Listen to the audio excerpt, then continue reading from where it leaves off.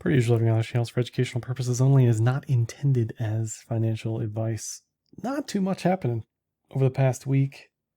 We had some interesting GBTC news as we kind of foreshadowed over the past week and a half here. The SEC has not appealed the GBTC ruling. All that really means is that we are probably closer rather than further away from a spot Bitcoin ETF. The spot Bitcoin ETF issuers are continuing to work with the SEC and resubmit paperwork and legal docs on various things. So that's all a very good sign rather than an outright denial. Technical perspective, we are below the cloud. I'm not too optimistic on this just yet. Again, still this edge to edge. I think it'll get there eventually. The question is timing, obviously, and where the exact risk reward is going to be. We've got some issues at 25K if we break below that. We've got some issues from 28 to 30, even though we want to be back above 28. If we hover in the 28 to 30 range, then we risk, the macro head and shoulders. So there's a lot of start, stop, if this, then that levels to get through where the risk reward profile overall is just kind of iffy, especially if we've got nobody here trading this stuff on low volume. Now, we all like to think and hope if there's one thing that'll bring people to the table, it'll be the spot ETFs. That remains to be seen. But if the world is falling apart, I think that's less likely for people to pile into that initially.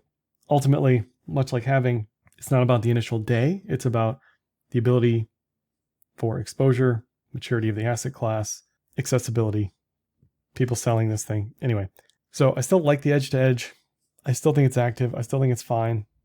Question is, exactly how do you play this? Do you load the boat up here? Me personally, no, not from a leverage sense. I'm like 95% Bitcoin anyway, but I'm not in a rush to leverage up here. I think above 28, I get more optimistic. And then the problem is above 30, you're already kind of too late.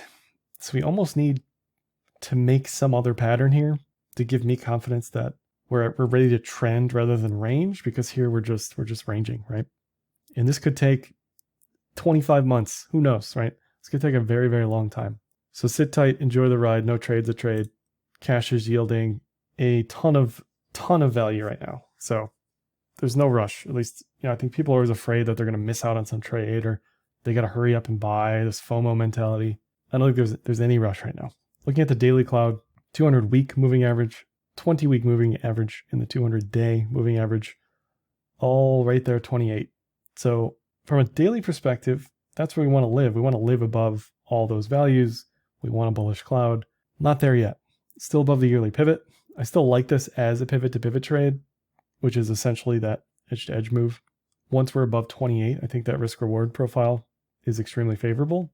But again, the problem here is we do lean bearish. We are below those moving averages, below the cloud.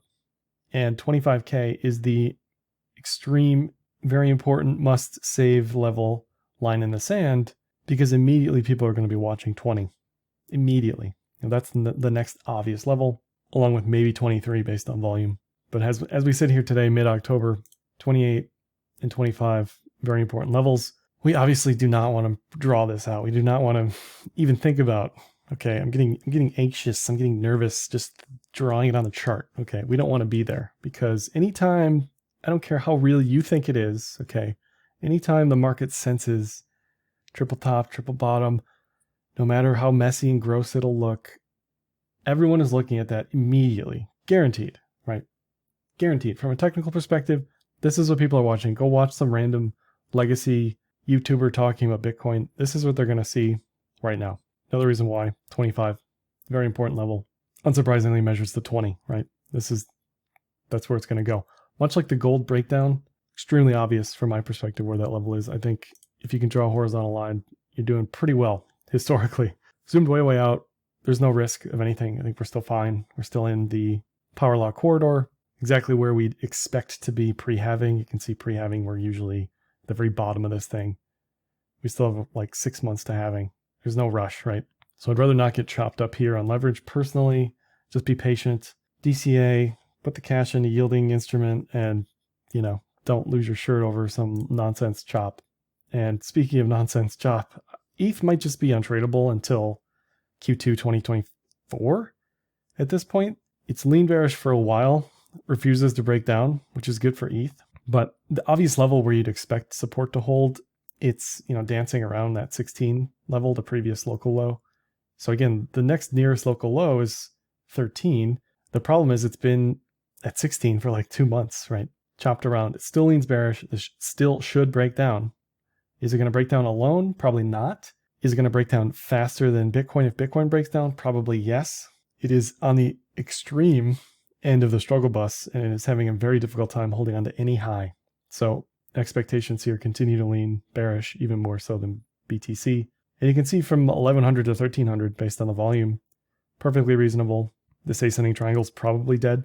But then again, you know, we get peace in the Middle East, we bring rates down, we have an ETF, you know, any one of those things, any one of those news-driven events could bring extreme volatility back to this market. But I don't think you can trade the market you want. You have to trade the market you have. And right now it's just not there. You know, something to watch on the legacy side, the GBTC and ETH products, especially after Monday's close. Watch to see if this comes, the premium, the discount really, the discount comes back to zero for BTC. It'll probably close, I'll say 5% probably on ETH as well.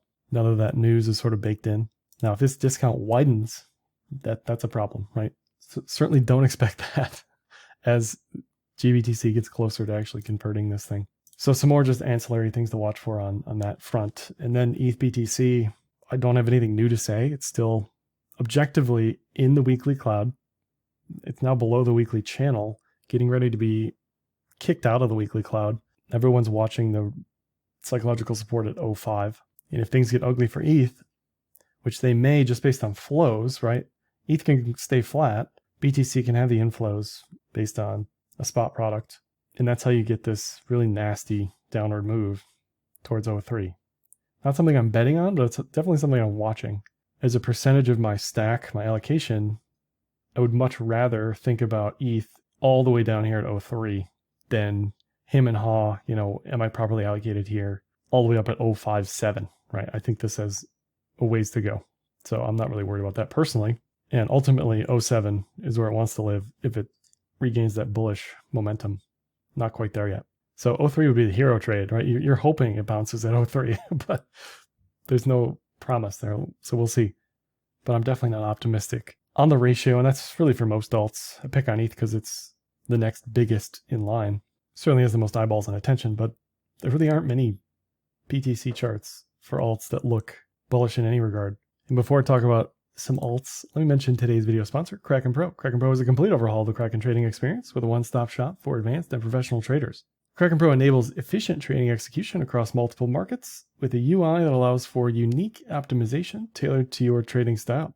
You can check out Kraken Pro with a link in the description of this video.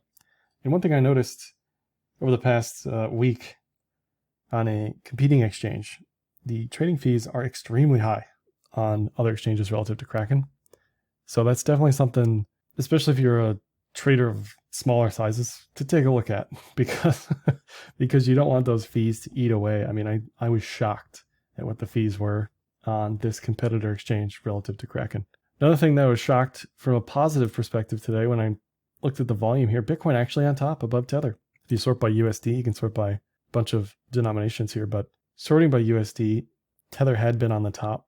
So it's a good sign that we have something coming back to the market at the very least as we're creeping above 27 slowly. And we're sort of in between the 5,200 death cross here. So there's just a lot of reasons why we're probably not going to do too much. Binance, I don't have anything new to say, but again, it's on a level just based on technicals. I don't care if you have an opinion based on the exchange, but just based on technicals, it certainly needs to start making higher highs pretty soon here. Because if they are holding the 210 level or the 200 level, that's going to be challenged and continue to be challenged here, much like UJ at 150. You know, we're just going to keep knocking on that level and seeing if anybody's home to open that door for us. Certainly doesn't look bullish on BNB USD. This is a messy Solana 3-day chart, zoomed way out, okay? Purely based on technicals, with extra wings on the pitchfork, you know, we are potentially approaching levels that are pay attention territory. It's got this inverted head and shoulders quality to it. It's sat in this range really for the entire year since the bounce. And yes, there are unlocks, there are FTX sellers, blah, blah, blah, right? I get all that. I'm not even a fan of Solana. But from a technical perspective, 26 would be the level to watch going into 2024. And then when you hear the Solana fanboys thinking that they won the world at like 60, that's when you let them off the gas. But it is a good sign to see charts that look like that. Now, Link, obviously the king of ranging. Okay, this thing has ranged for over a year now, and it's back above the 3-day cloud.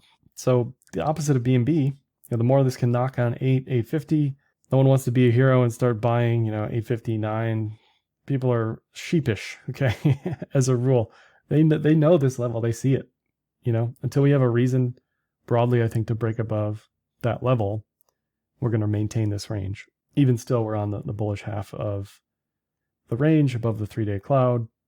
I like 13, 14, something like that, to see some overextension, crazy move because it's been coiled like a spring for so long, perfectly reasonable, but very much an if this then that thing. This could keep ranging for another 6 months and drive everybody crazy.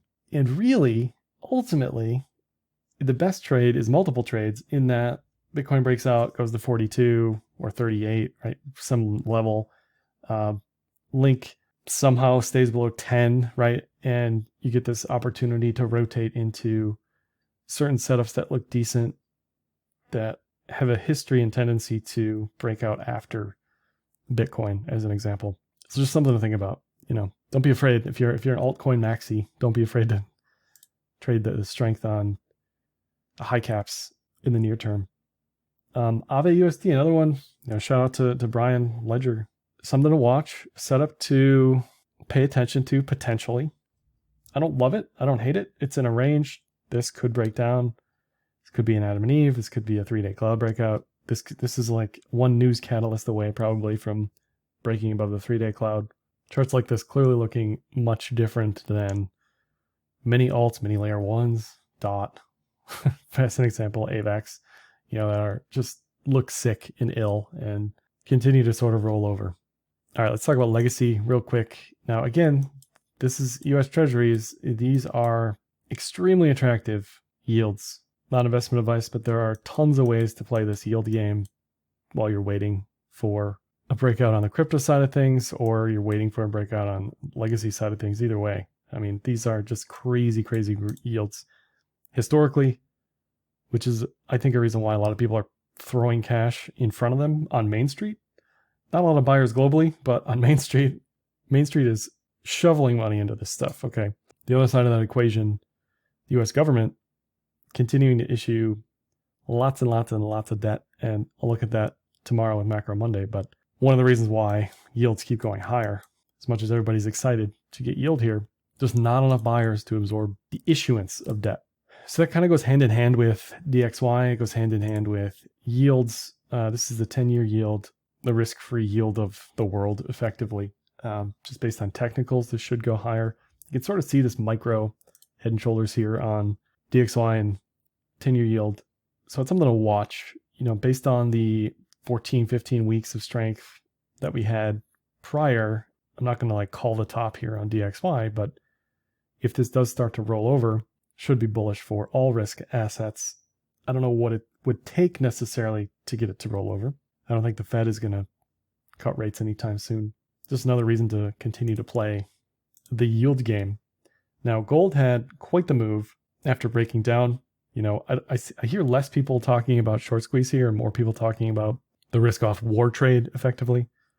I think it was both, but for Bitcoin's case and the store value case or the global reserve asset case, strength in gold should at the end of the day also be bullish for BTC eventually. So I don't hate rooting for gold here. I hate why Bitcoin gold is up, obviously, but gold's certainly entering news-driven chop, much like oil, which I'll look at tomorrow. But lastly here, just S&P and NASDAQ. To me, extreme chop. I think the expectation of bullishness is over. The breakdown of the bearishness is over. I think now this is just wait and see, mean reversion, maybe double bottom, maybe inverted head and shoulders, maybe continues to break down. Who knows, right? But all the more reason, short-term treasuries for me on my legacy stack continue to be the play because I just don't see a trade here. I don't see a risk reward setup that's viable. And I'll share again tomorrow on Macro Monday talking about 6-month treasury yield is higher than yield for the S&P. So there's all sorts of reasons why. I just think sitting in the S&P, sitting in NASDAQ, it just isn't the move. Now, admittedly, NASDAQ looks more bullish QQQ than SPX. If we can get bullish TK cross, price above cloud, all the classic cloud signals, that would be a trade I'd be willing to take. Now, really, what you want to see here, let the cloud go bearish as well. Let's get a full reset, right? That way, if this thing does break out, and you can sort of start to see this diagonal resistance, if this does break out, to me, that's a high conviction trade worth taking. I don't know what the world looks like in that case. I don't know what rates are. I don't know what Middle East looks like. I don't know what Ukraine looks like. I don't know what the AI picture is, but that's what I'd want to see to be confident on a move higher here. So lots of chop going on in most aspects of the market. Many news catalysts potentially at any given day at this point on the decision tree.